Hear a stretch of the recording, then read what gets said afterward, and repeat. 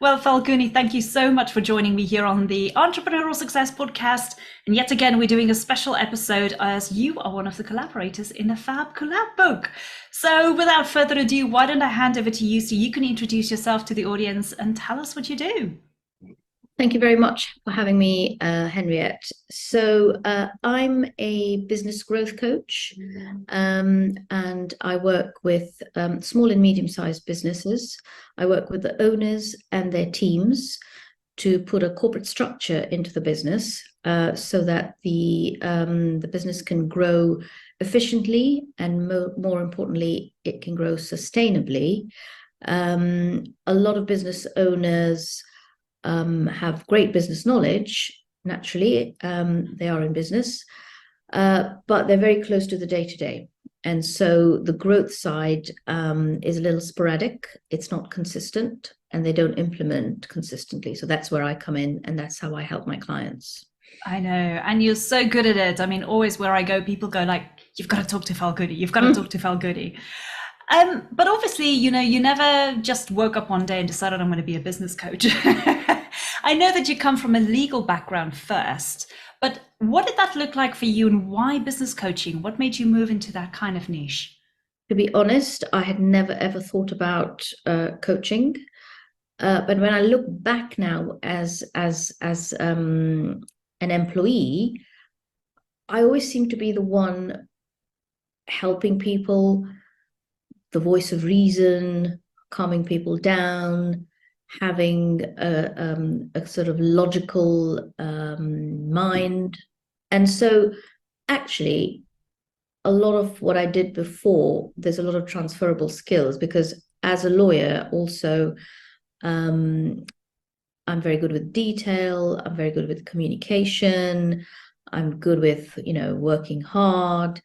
I'm quite resilient in terms of, just you got to keep going because, I was working long hours, weekends, etc. So I guess it all came into play when I started the coaching, but I had never really thought about it. And I was in the legal profession for 20 years. And I was in the last company, I was there for 14 years. So I worked in-house most of my career.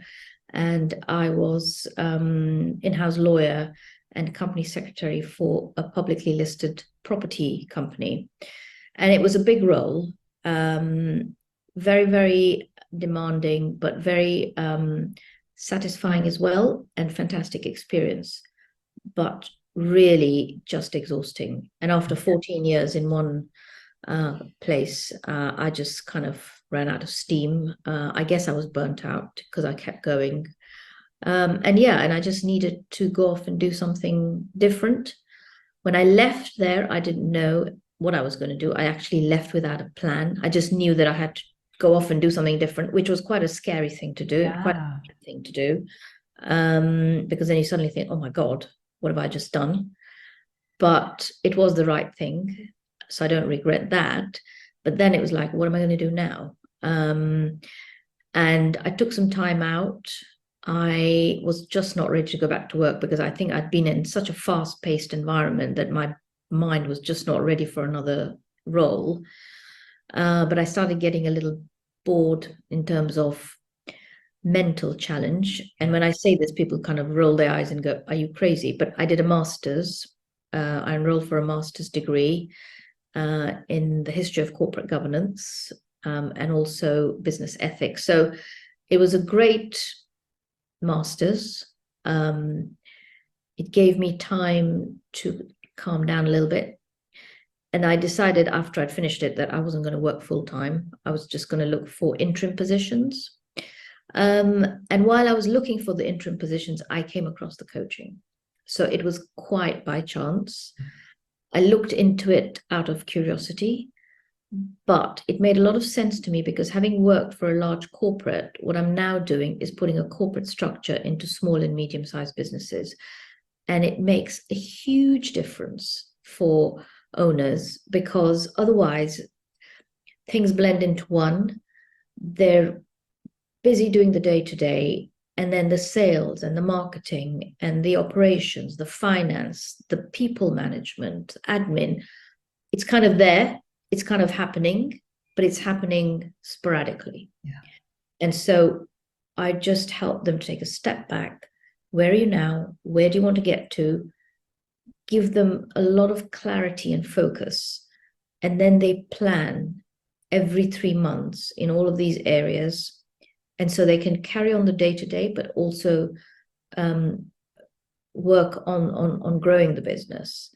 And I typically work with a particular size of business. So between 5 and 50 or 5 and 70 employees, that size. So they're established. There is a structure there because, they're running a business. Of course. How do we improve that continuously to take it to the next level? And the biggest challenge I see with a lot of business owners is managing their people. Yeah. And if you don't have the right team, your growth is going to be slowed down. And a lot of business owners want to ultimately sell the business. If the business is dependent on 1 or 2 business owners, it's going to be hard to sell. The buyers are going to want the owners tied in for a couple of years to pass the knowledge, which they don't want to do. So what I help business owners to do is structure it in such a way so that at some point you can afford to hire a managing director who will run the day-to-day operations.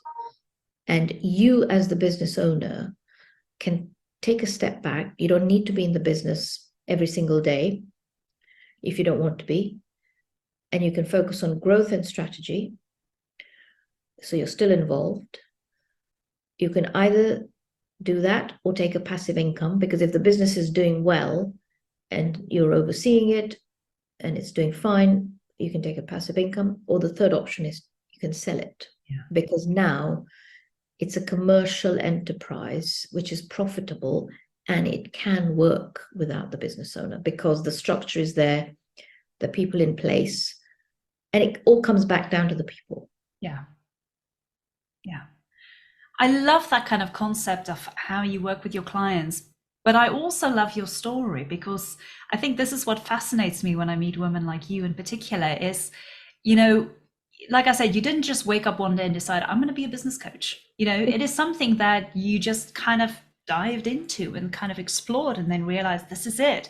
But I think the beauty of it is the skills in the legal niche that you were in as a lawyer, the skills, the knowledge you gained, but also your strengths, how that kind of evolved, and then how you could interlink it into being a coach.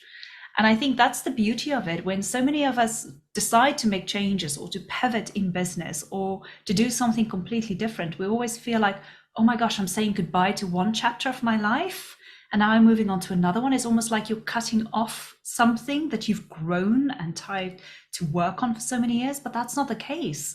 You always use those skills, strengths in order to move forward in whatever decision you make, wherever you go. Absolutely. Because in the beginning, when I started the coaching, I was thinking, like you just said, I was like, oh my God, this is all new.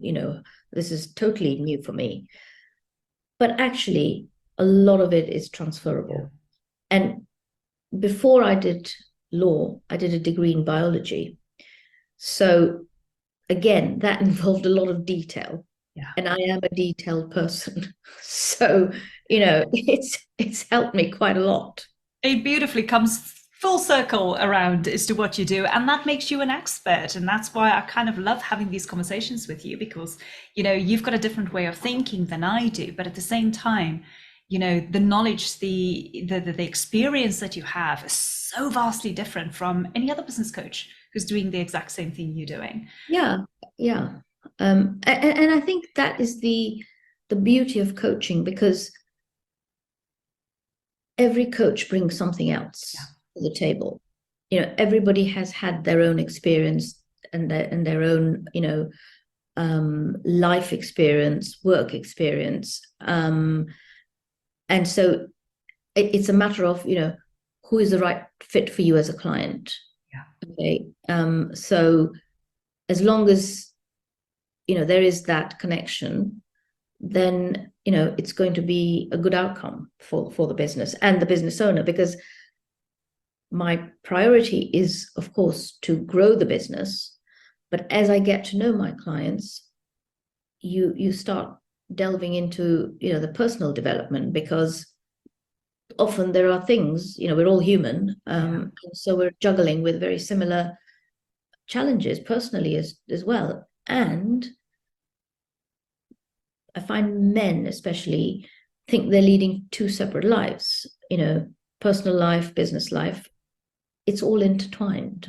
One has an impact on the other. And so for them to realize this, it's a big deal. And I always say, align your personal goals to your business goals, not the other way around, because you started this business for a lifestyle change. Because otherwise you may as well just have been an employee, just carried on being an employee, and you wouldn't have to worry about anything.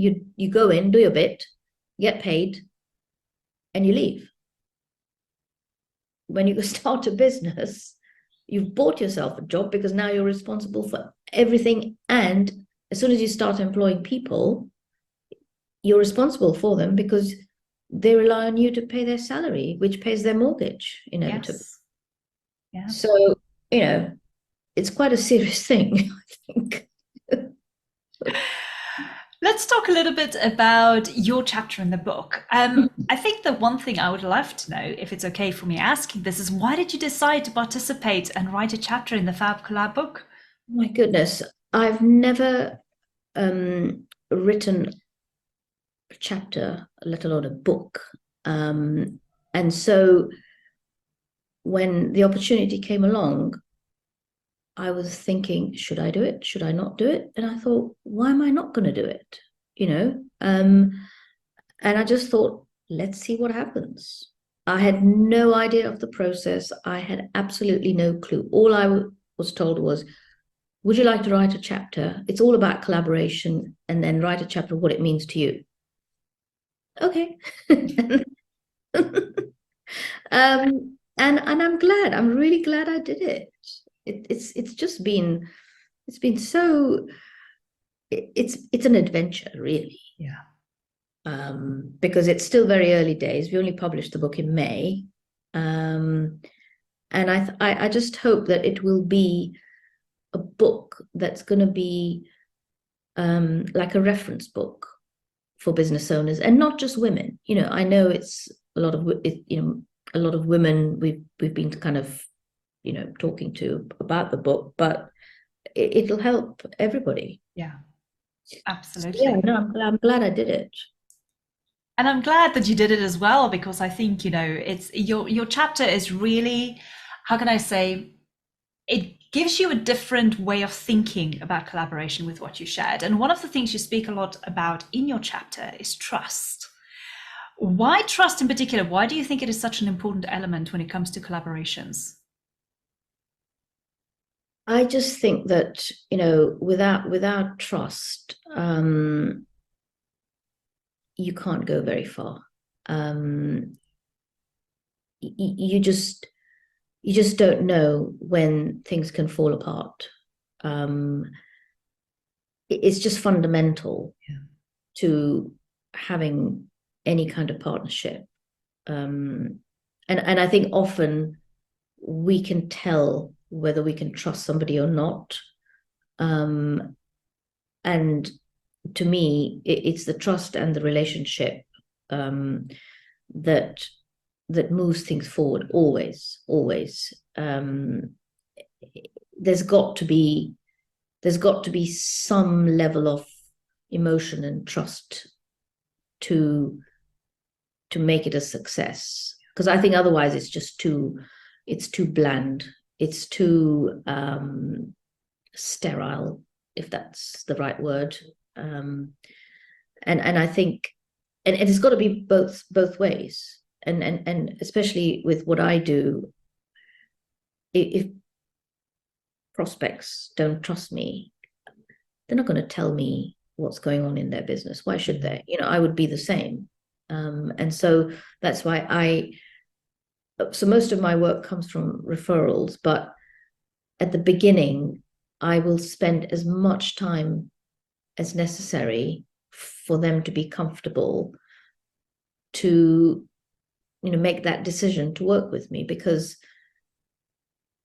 I see clients every other week, and there have to be, there has to be full disclosure for me to help them succeed. If they keep some information from me, I'm not going to be able to help them as much as if I knew the full story. And that they're only going to tell me that if they trust me. Yeah. So and I think it's the same with any other relationship, really.